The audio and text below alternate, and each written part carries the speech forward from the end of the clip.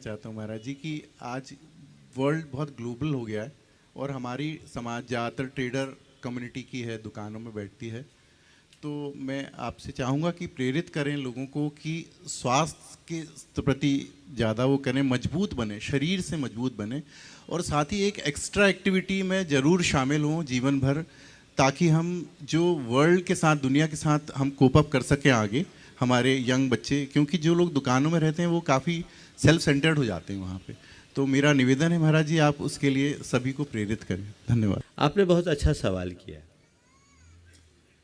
कि हमें अपने स्वास्थ्य के प्रति जागरूक होना चाहिए।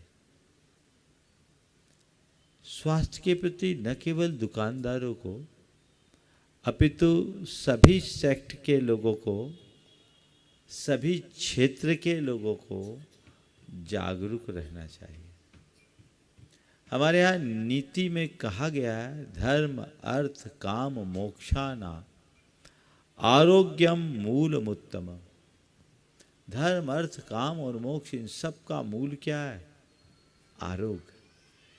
आप स्वस्थ रहोगे तो धर्म कर सकोगे, स्वस्थ रखोगे तो अर्थ का उपार्जन कर सकोगे, स्वस्थ रहोगे तो आप अपनी दुनियादारी चला सकोगे, और स्वस्थ रहोगे तभी साधना करके मोक्ष जा सकोगे। तो जब धर्म अर्थ काम और मोक्ष चारों पुरुषार्थों के मूल को क्या कहा? आरोग्य है, स्वास्थ्य। तो स्वास्थ्य तो हमारे जीवन का मूल तत्व है, इसे भूलना नहीं चाहिए। तो स्वास्थ्य के प्रति जागरूकता हो, और स्वास्थ्य के प्रति जागरूकता के लिए 4 बातों का ध्यान रखना चाहिए।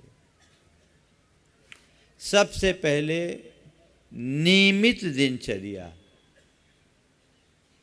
आज के समय में अनियमित दिनचर्या है, आपका कोई रूटीन ही नहीं है। कभी भी सोना, कभी भी उठना, कुछ भी खाना और कभी भी खाना, चाहे जैसा और चाहे जितना खाना, सब बीमारी के लक्षण है। तो पहली बात, नियमित दिनचर्या। आप अपनी दिनचर्या को ठीक कीजिए, आप स्वस्थ रहोगे। दूसरी बात है तनाव से मुक्ति, स्ट्रेस को कम कीजिए। आज बहुत ज़्यादा स्ट्रेस में जीते सब लोग, और तनाव मुक्त होने के लिए हमें फिजिकल मेंटल एक्सरसाइज करने की ज़रूरत है। यदि आप तनाव से मुक्त कर रहना चाहते, भावना योग कीजिए, और सुबह से एक बार भावना योग कर लीजिए, आप सब कुछ अच्छा कर सकेंगे। तो तनाव मुक्ति एक बहुत बड़ी जरूरी है। कोई भी काम कीजिए, काम का बोझ सिर पर मत रखिए, उसको एंजॉय कीजिए। आपने मुझे देखा, कभी तनाव में देखा क्या? काम करता हूँ, काम नहीं करता, काम को एंजॉय करता हूँ। और यही जीने का एक आर्ट है, हमें उस आर्ट को अपनाना चाहिए। तनाव मुक्त रहिए। तीसरी बात, संतुलित भोजन, खान पान पर संयम। अभी लोग, आप अपने दिन भर के खान पान को देखिए, क्यों खाते आप? अपने मन से पूछो कि मैं जीने के लिए खा रहा हूं कि खाने के लिए जी रहा हूं। हमारे शरीर का जो सिस्टम है, उसके लिए इतनी जरूरत नहीं है जितनी आप लोग रोज डालते हो। 2500 कैलोरी सफिशिएंट है। आप जो डाल रहे हो वो पूरा शरीर में जम करके टॉक्सिन बन रहा है, जहर बन रहा है, विषाक्तता को प्रकट कर रहा है।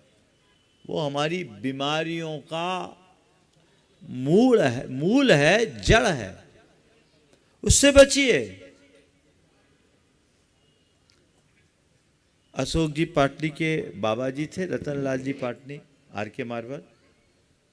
105 वर्ष की उनकी उम्र हुई, 108 वर्ष लगभग। आखिरी तक उनका शरीर एकदम इकहरा और कमर सीधी।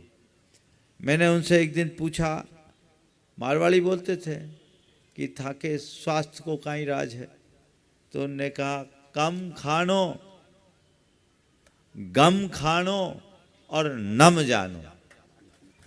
ये उन्होंने अपने जीवन की बात।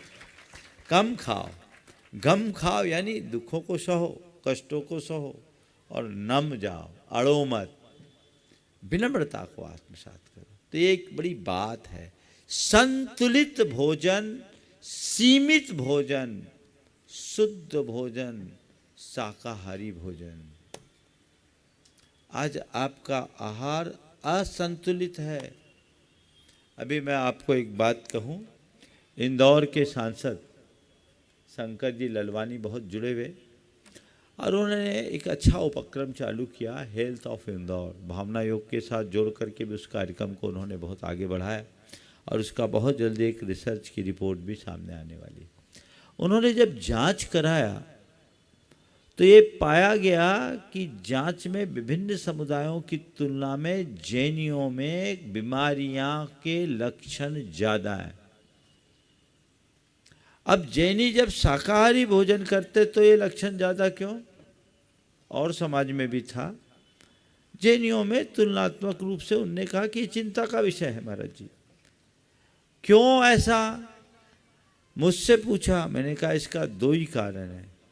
जैनी असमय में खाने लगे हैं और ज़्यादा खाने लगे। आप जाइए, आप किसी के घर जाइए, उस किसी ने आपको रिक्वेस्ट किया, नाश्ता का प्लेट आया, आप खा लिया, अभी थोड़ी देर पहले खाना खा के गए, हो गया।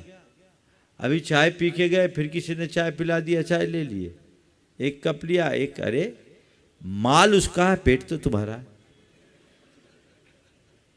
माल फ्री का हो सकता है, स्वास्थ्य तो नहीं। आप सोचिए क्यों खाते हैं और कितना खाते हैं। जब शरीर की रिक्वायरमेंट ना हो और फिर भी आप ले रहे हो तो आप अपने शरीर के साथ ज्यादती कर रहे हो और अपने संसाधनों का दुरुपयोग भी कर रहे हैं। इस पर विचार होना चाहिए। बार बार खाने की आदत से बचना चाहिए, ज़्यादा खाने से बचना चाहिए, बहुत ज़्यादा तड़क भड़क मिर्च मसाले युक्त वस्तुओं के सेवन से बचना चाहिए। फास्ट फूड, जंक फूड और डब्बाबंद जितने भी खाद्य पदार्थ हैं उनसे बचना चाहिए। शुद्ध और सात्विक भोजन करना शुरू कीजिए। तो ये आज संकल्प लीजिए, संतुलित भोजन और दिन में भोजन। अभी तो आप लोगों ने सुना ही होगा, ऑटोफेजी का सिद्धांत विकसित हुआ जापान में, जिससे कहा गया कि व्यक्ति को सप्ताह में एक उपवास कम से कम करना चाहिए, उससे कैंसर जैसी बीमारी को हराया जा सकता है। और उसमें नोबेल प्राइज मिला। और एक इंटरमीडिएट मील जो दूसरा कहा गया कि दो भोजन के बीच में कम से कम 8 घंटे का अंतर होना चाहिए, ये व्यवस्था, और जिसमें रात्रि भोजन से बचने की बात की गई। तो ये चीज़ें यदि हम अपने जीवन में उतार लें तो हम स्वस्थ हो सकेंगे। और चौथी बात जो आप लोगों की लाइफ स्टाइल के लिए बहुत ज़रूरी है, स्वावलंबी बनने की बात। अपना काम अपने हाथ से करना शुरू कीजिए। आज आप लोगों की ये हालत है कि अपना पैंट या शर्ट भी खूंटी पर अपने हाथ से टांगना नहीं चाहते।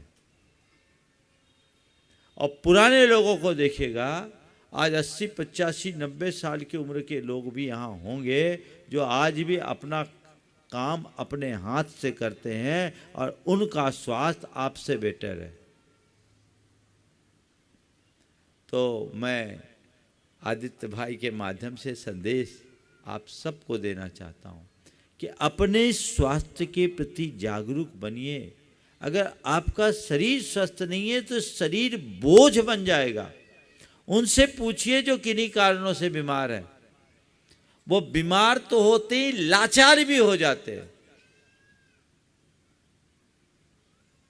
फिर कहीं जाते हैं तो पहले तो लोग अपने साथ खाने का डब्बा लेके जाते थे, अब दवाई का डब्बा लेके चलना पड़ता है ना। बहुतों के साथ, बहुत कम, बहुत लोग होंगे 35 प्लस वाले ऐसे लोग जिनको डायबिटीज और हार्ट की दवाई तो लेनी पड़ती होगी, बीपी की गोलियां लेनी पड़ती है, 2-5 गोली तो निगलना ही पड़ता है। अरे क्यों? लाइफ स्टाइल बदलिए, ज़्यादा एनर्जेटिक होंगे। और ये तो मैंने अच्छे से अनुभव भी कर लिया है ना। हाँ, बस एक बात ठान लो, मुझे जीने के लिए खाना है, खाने के लिए नहीं जीना।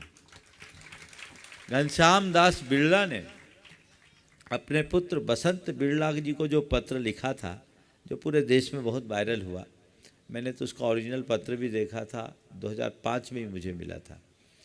उसमें एक वाक्य जो उन्होंने लिखी थी वो उनकी और दृष्टि, खाने पीने के संबंध में बोल रहा हूँ, स्वास्थ्य के विषय में। उन्होंने कहा कि भोजन को औषधि समझ कर के खाना, भोजन को औषधि समझ कर लेना। जो लोग ज़्यादा खाते हैं वे बीमार रहते हैं, काम नहीं कर पाते। दृष्टिकोण तो भोजन को ही औषधि बना लो ना, जितना चाहिए उतना ही लो। और आपसे एक बात पूछता हूँ, पेट्रोल की गाड़ी में डीजल और केरोसिन डालोगे तो क्या होगा? बोलो। चूक हो जाएगा, इंजन बैठेगा ना। तो अपना इंजन क्यों बैठाल रहे हो? क्यों बैठाल रहे हो? ये इंजन भी तो है, उस इंजन को तो रिप्लेस किया जा सकता है, यहाँ कोई व्यवस्था नहीं है, भट्टा ही बैठ जाएगा। इसलिए इस पर बहुत सावधानी रखनी चाहिए। बहुत बहुत आशीर्वाद। हाँ।